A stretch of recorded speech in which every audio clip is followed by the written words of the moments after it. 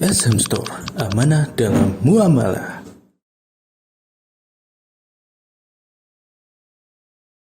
Rasulullah Shallallahu Alaihi Wasallam diangkat jadi Rasul umur berapa, akhwat? Rasulullah umur 40. Ketika Rasulullah diutus jadi Rasul umur 40 tahun, itu Jazirah Arab lagi diapit oleh dua imperium besar. Apa saja itu? Halo? Iya. Rasulullah sallallahu alaihi wasallam diangkat jadi Rasul umur 40 tahun. Rasulullah diutus di Makkah. Diapit dua imperium besar, Romawi di barat dan Persia di timur. Pada zaman itu, dua imperium besar ini saling berebut kekuasaan, saling menaklukkan negeri-negeri. Jangkauannya Romawi menaklukkan Mesir, punya ada namanya kerajaan Mukaukis. Ya, Raja Mukaukis ini ikut Romawi. Sampai ke Afrika, yaitu Habasya, Najasyi, itu ikut Romawi. Tanah Sam dikuasai Romawi. Persia nggak ketinggalan. Persia menaklukkan Irak, Persia menaklukkan Yaman, merebutkan wilayah-wilayah. Di saat itu, tanah Hijaz, tanah Mekah itu tidak ditoleh oleh Romawi dan oleh Persia. Kenapa? Karena bangsanya ini karena tanahnya tandus, gersang, mau ditaklukkan juga untuk apa? Paham? Tidak diperhitungkan oleh dunia. Maka Rasulullah SAW di saat bangsa Arab, bangsa yang berada di titik paling nol, titik terendah, kebodohan, kebobrokan, ya, di saat seperti itu Allah utus orang Rasul. Rasulullah dakwakan tauhid. Rasulullah diludahi menegakkan tauhid. Rasulullah dilempari batu menegakkan tauhid. Di saat itu Romawi dan Persia lagi jaya-jayanya menaklukkan negeri-negeri. Di saat seperti itu Rasulullah berkata kepada orang-orang Quraisy, "Wahai orang-orang Quraisy, aku kabarkan kepada kalian sebuah kalimat yang kalau kalian mengikuti kalimat ini, meyakini kalimat ini, demi Allah engkau akan menguasai Romawi dan Persia." Bayangkan, Muhammad sallallahu alaihi wasallam masih sedikit terlunta-lunta, dicemooh oleh orang Quraisy, sudah berkata kepada kaumnya, "Wahai kaumku, aku kabarkan kepada kalian jikalau kalian memegang sebuah kalimat, ya, kalian akan menguasai menjadi penguasa Arab dan Ajam. Kalian bisa menguasai Romawi dan Persia." Ketawa orang Arab jahiliyah ini. Ya, Muhammad, kau ini kita sakiti aja nggak bisa bales. Ini mau menaklukkan apa? Romawi dan, tapi Rasulullah tidak putus asa. Terus sampai akhirnya Rasulullah hijrah ke Madinah. Betul? Ke Madinah mendakwakan Islam, mengislamkan kaumnya, mentauhidkan kaumnya.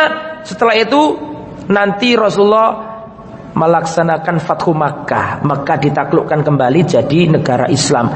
Makkah, Madinah jadi negara Islam. Rasulullah wafat, diganti Abu Bakar 2 tahun. Kan gitu kan? Ya. Setelah itu diganti siapa? Umar bin Khattab. Zamannya Umar ini tidak butuh waktu lama. Tidak butuh waktu lama ya jamaah. Beberapa tahun setelah wafatnya Rasulullah, terus beberapa tahun yang singkat zamannya Umar bin Abu Bakar As-Siddiq. Setelah itu Umar diangkat jadi khalifah, beliau menaklukkan Persia. Dan Persia tumbang, tidak akan bangkit lagi. Syam yang dihuni Romawi ditaklukkan oleh Umar bin Khattab. Mesir ditaklukkan di zaman Umar bin Khattab. Sudah lintas benua. Karena apa? Tolong dijawab, karena apa kok dimenangkan Allah? Karena akidah tauhid. Ya, makanya Imam Malik mengatakan, perhatikan, Imam Malik mengatakan, Imam Malik mengatakan, ma yuflihu hadhil umma ma yuslihu hadhil umma illa ma aslaha bi awwalu. Tidak akan bisa memperbaiki umat ini, ya, lan yusliha akhir hadhil ummah illa bima aslaha awwalaha.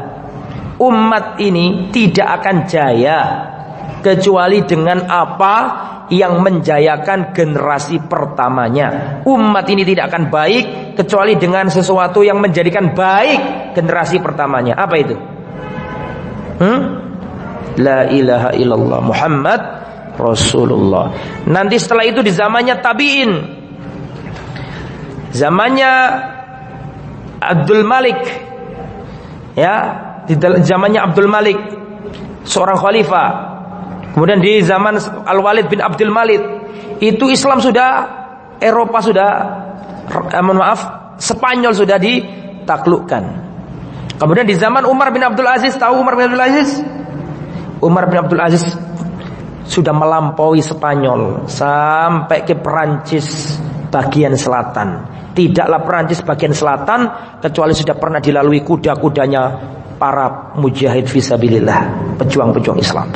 Kenapa mereka dahulu dijayakan oleh Allah sampai berabad-abad Eropa dikuasai Islam?